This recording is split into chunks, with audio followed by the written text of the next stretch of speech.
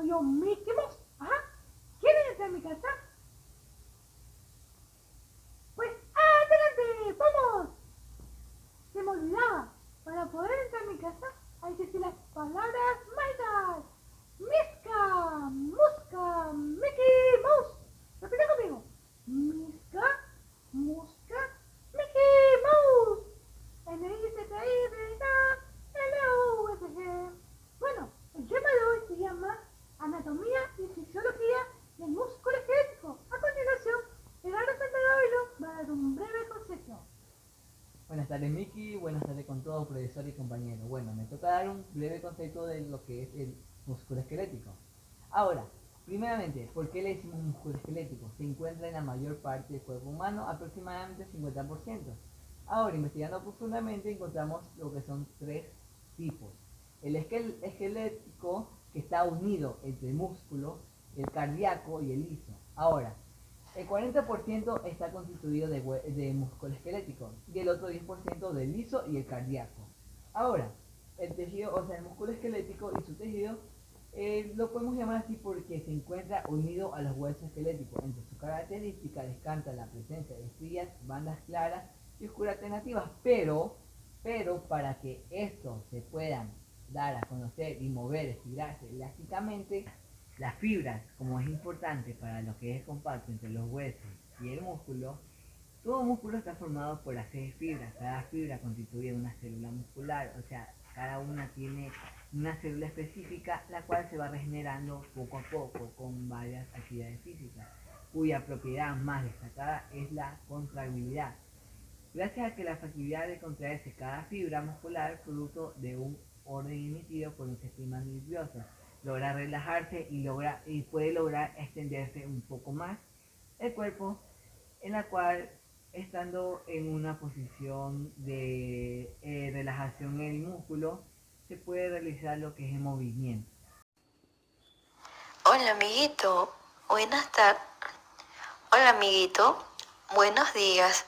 Quería hacerte unas preguntas acerca de la fisiología de la célula. Una de ellas es, ¿en qué lugar se encuentran los filamentos de miosina y actina? Bueno, como sabemos que las contracciones musculares es base de todo movimiento esquelético, esto se compone de fibras musculares y a su vez se componen en unidades funcionales llamadas sarcómeros. Cada una de estas contiene muchos filamentos delgados que son llamados actinas y gruesos con un nombre molecular miosina. Ha sido interesante. Sígueme contando. ¿Cuáles son sus funciones? Bueno, su función del filamento grueso de molécula miosina es que se asocia con la molécula de actina y así se extiende hasta el disco S, a la línea media. Y podemos decir que su peso molecular de la titina es aproximadamente de 3 millones. Esta es la mayor molécula proteídica del cuerpo. Es elástica, actúa como armazón. Y esta de aquí mantiene los filamentos de miosina y actina. Bueno, amiguito, ¿y en qué encontramos los espacios en las miofibrillas?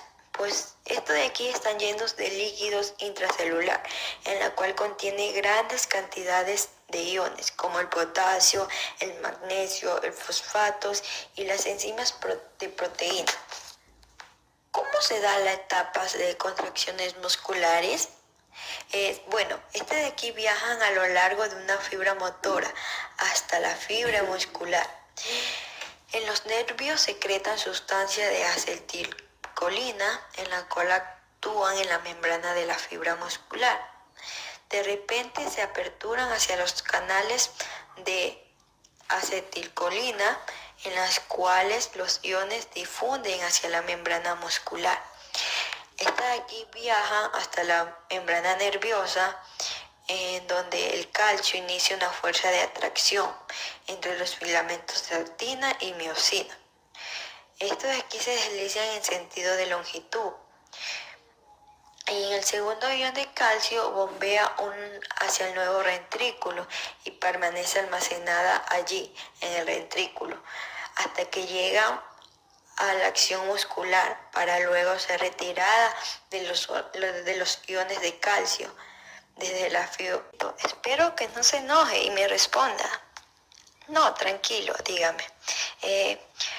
¿Por qué los filamentos de actina se deslizan hacia adentro? Entre los filamentos de actina. Bueno, esto se da cuando está en reposo el músculo y estos están inactivos, quieren viajar hacia lo largo de la fibra muscular y hace que los ventrículos sarcoplasmáticos liberen grandes cantidades de iones y calcio. Esto de aquí activa la fuerza de atracción en los filamentos de mioxina y actina. Esto de actina y miosina es muy importante para los músculos. Obviamente que sí, porque hacen que nuestro músculo y de nuestras fibras musculares se muevan constantemente. ¿Cuál es la característica de las moléculas del filamento? Bueno, las moléculas de miosina están formadas por cadenas polipeptídicas y están compuestas por dos cadenas pesadas. Cada una tiene un peso molecular de 2000 y la otra cadena, que es más ligera, tiene el peso molecular que es de 20.000. Mi nombre es Gabriela Nicole Vera Moreira y les voy a hablar sobre la contracción del músculo esquelético. El filamento de miosina está formado por 200 o más moléculas individuales de la miosina. Se muestra la porción central de uno de estos filamentos que muestra las colas de las moléculas de miosina agrupadas entre sí para formar el cuerpo del filamento, mientras que hay muchas cabezas de las moléculas por fuera de los lados del cuerpo. Parte del cuerpo de cada una de las moléculas de miosina se prolonga hacia la región lateral junto a la cabeza, formando de esta manera un brazo que separa la cabeza del cuerpo. Cada puente cruzado es flexible en dos puntos, denominados bisagras, una en el punto en el que el brazo sale del cuerpo del filamento de miosina y otra en el punto en el que la cabeza se une al brazo. Las cabezas articulares a su vez participan en el proceso real de contracción como se realiza en las sesiones. El esqueleto del filamento de actina es una molécula de la proteína F activa bicatenaria que se representa por las dos hebras. Las dos hebras están enroscadas en una hélice de la miosina. Manera en la molécula. Moléculas de tropomiosina. El filamento de actina también contiene otra proteína, la troponina, y su función en la contracción muscular. Están unidas a lo largo de los lados de las moléculas de tropomiosina y hay otras moléculas proteicas denominadas troponina. Se trata de complejos de 3 subunidades proteicas unidas entre sí de manera laxa. Cada una tiene una función específica en el control de la contracción muscular. Hola, me llamo Laura Tolombo. Yo les voy a hablar sobre las funciones de síntesis del aparato de Golgi. Una función importante del aparato de Golgi consiste en procesar todavía más las sustancias que ya se han formado en el retículo endoplasmático. Tiene la capacidad de sintetizar ciertos hidratos de carbono que no se pueden formar en el retículo endoplasmático, lo que es especialmente cierto para la formación de los grandes polímeros de sacáridos que se unen a cantidades pequeñas de proteínas. Algunas de las muchas funciones en el organismo son las siguientes. Son los principales componentes de los proteoglucanos segregados en el moco y en las otras secreciones glandulares. Son los componentes principales de las sustancias fundamental o componentes no fibrosos de la matriz extracelular, que que está fuera de las células en los espacios intersticiales, actuando como rellenos entre las fibras de colágeno y las células. Son los componentes principales de la matriz orgánica en el cartílago y en el hueso, y son importantes en numerosas actividades celulares como la migración y la proliferación. Procesamiento de las secreciones endoplasmáticas en el aparato de Golgi. Formación de las vesículas. Las vesículas de transporte se funcionan instantáneamente con el aparato de Golgi y vacían las sustancias que contienen hacia los espacios vesiculares de este. Se separan continuamente vesículas, tanto pequeñas como grandes, desde el aparato de Golgi, que transportan con ellas las sustancias segregadas compactadas, y a su vez las vesículas difunden a través de la célula. Características de la contracción de todo el músculo. Muchas características de la contracción muscular se pueden demostrar desencadenando espasmos musculares únicos. Esto puede conseguir la excitación eléctrica instantánea al nervio que inerva a un músculo, o haciendo pasar un estímulo eléctrico breve a través del propio músculo, dando lugar a una única contracción súbita que dura una fracción de segundo. A continuación, la contracción isométrica frente a isotónica. La contracción muscular es isométrica cuando el músculo no se acorta durante la contracción, e isotónica cuando se acorta, pero la tensión del músculo permanece constante durante toda la contracción. Las características de los espasmos isométricos que se registran en diferentes músculos. El cuerpo humano tiene músculos esqueléticos de muchos tamaños, desde el pequeño músculo estapedio del oído medio. La energética de la contracción muscular varía considerablemente de un músculo a otro. Fibras musculares rápidas frente a lentas. Todos los músculos del cuerpo están formados por una mezcla de las denominadas fibras musculares rápidas y lentas. Entre ellas está el músculo tibial anterior, que está formada principalmente por fibras rápidas y solo tienen pequeñas cantidades de la variedad lenta. Están las fibras lentas y las fibras rápidas. Las fibras lentas tipo 1, músculo rojo, son fibras más pequeñas, están inervadas por fibras nerviosas más pequeñas. Estos tienen números muy elevados de mitocondria, entre otros. Las fibras rápidas, tipo 2, músculo blanco, son fibras grandes. Tienen una gran fuerza de contracción. Tienen retículo sarcoplasmático extenso para una liberación rápida. La unidad motora. Todas las motoneuronas que salen de la médula espinal inervan múltiples fibras nerviosas, y el número depende del tipo de músculo.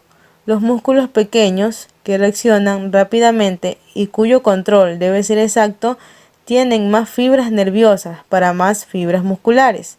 Por el contrario, los músculos grandes, como el músculo sóleo, pueden tener varios centenares de fibras en una unidad motora. Las contracciones musculares de diferente fuerza. Sumación de fuerzas.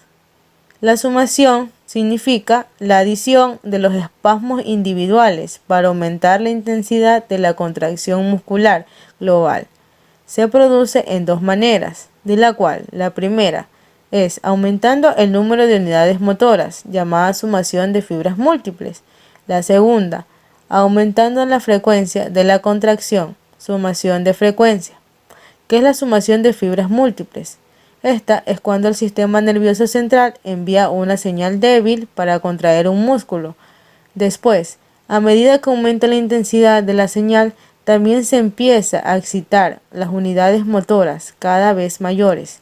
Esto se denomina principio de tamaño.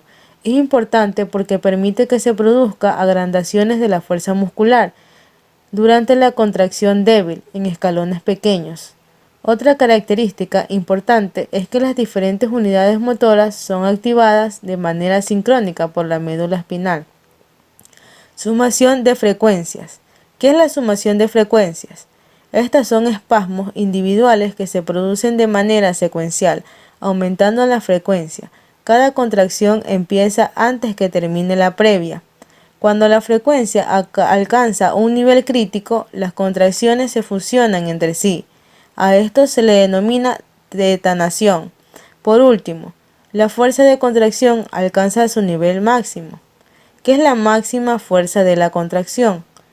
La máxima fuerza de contracción tetánica de un músculo que funciona a una longitud muscular normal es un promedio entre 3 a 4 kilogramos. Como el músculo cuádriceps puede tener hasta 100 centímetros de vientre muscular, se puede aplicar hasta 360 kilogramos de tensión al tendón rutiliano. Por tanto, se puede entender la ruptura de tendones de sus inserciones. El cambio de la fuerza muscular, el efecto escalera. Este efecto es cuando un músculo comienza a contraerse después de un periodo de reposo.